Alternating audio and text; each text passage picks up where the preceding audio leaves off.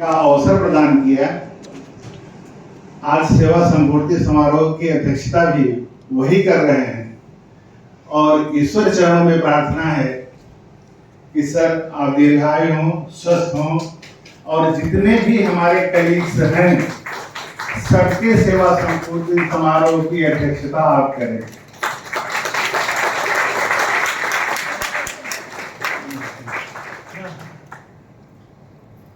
आप इस महाविद्यालय के ही गार्जियन नहीं हैं। आप जैसा कि जानते हैं परिवार में पिताजी के न रहने के कारण हमारे परिवार के भी गार्जियन हैं आप हैं। तो मैं तो ये नहीं कह सकता कि आपने जो आदेश दिया है मैं घर पे जाके पूछ के घर वालों से राय लेके फिर आके बताऊंगा, क्योंकि वहाँ के भी गार्जियन आप ही हैं। आप ही को घर का भी निर्णय लेना है, यहाँ का भी निर्णय लेना है। तो जैसा आपने कहा है मैं उस पर कुछ कह ही नहीं सकता हूँ, क्योंकि मेरे पास कोई और बहाना नहीं है। आपका सर बहुत बहुत आशीर्वाद मिला है, इसके लिए बहुत थोड़ा भावुक क्षण हो रहा हूँ, शब्द नहीं मिल रहे हैं। 27 साल के इस जीवन में, सामाजिक जीवन में बहुत थोड़े ही वर्षों से जिनका हमेशा प्रोत्साहन और मार्गदर्शन मिलता रहा, ऐसे आज के हमारे मुख्य अतिथि डॉक्टर सतीश पांडे सर हमेशा हौसला अफजाई करते रहे, जहाँ भी मिले हमेशा जो है हमको बढ़ावा देते रहे। इनके मार्गदर्शन में शिक्षा जगत की शीर्ष स्थान पे कितने लोग पहुंचे हैं जो इनके द्वारा जो है इनके पढ़ाए हुए निकले हैं। मेरा छोटा भाई इसी हाल में मौजूद है, आपके अंडर में पीएचडी किया है, संकट झुंझुनवाला महाविद्यालय में वो भी प्राध्यापक है। तो ऐसे जाने कितने लोगों को आपने निकाला है, आपका भी निरंतर जो है आशीर्वाद मिलता रहता है। और जब से मैं यहाँ आया, कल्याण में पहली बार आया 2 जुलाई 1995 को, मुझे रास्ता भी नहीं पता था, क्योंकि पिताजी भले हमारे मुंबई में रहते थे, मैं कभी मुंबई आया नहीं था, हमेशा बाबा के पास गांव में इलाहाबाद में रहा। तो जब इंटरव्यू देना हुआ तो सर ने कोई यूनियन की मीटिंग में गए थे मुंबई, मेरे पिताजी को कहा कि वहीं भेज दो, रास्ता भटक जाएगा। तो पहली बार कॉलेज का चेयरमैन कैंडिडेट को अपनी गाड़ी में बैठा के और इंटरव्यू दिलाने लाया था।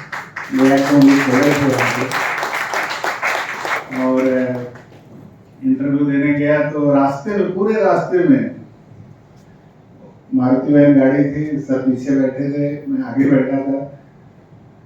एक बार केवल कह के बेटा अंग्रेजी बोल लेते हो, वहाँ इंग्लिश में इंटरव्यू होगा, तुम साइंस की हो।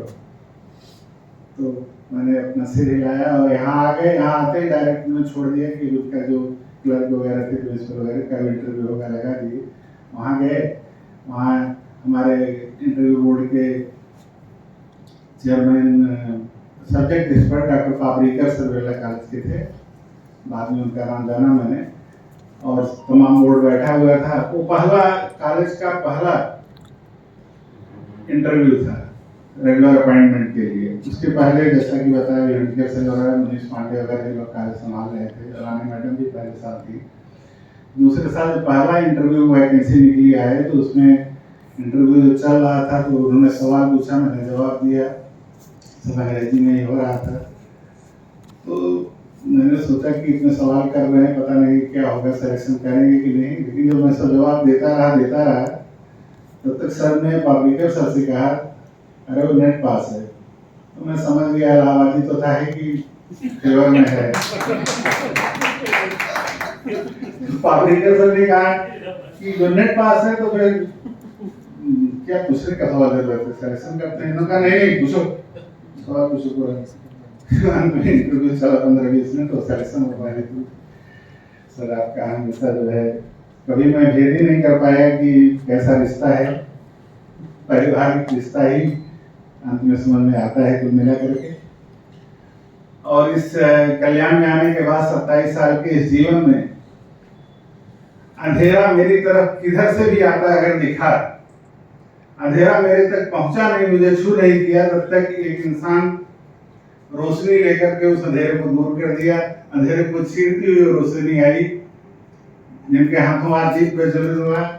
डॉक्टर विजय भाई पंडित, कभी भी मुझे महसूस नहीं हुआ कि सामाजिक रूप से तो कितने लोगों का पथ आलोकित करते ही हैं, उनका ध्येय ही है मेरा धरा पर कहीं रहने जाए, लेकिन मेरे व्यक्तिगत जीवन में जिस ढंग से सहाय बन के और सपोर्ट बन के कर रहे भाई साहब, आज पता नहीं क्या है वो बोल नहीं रहा।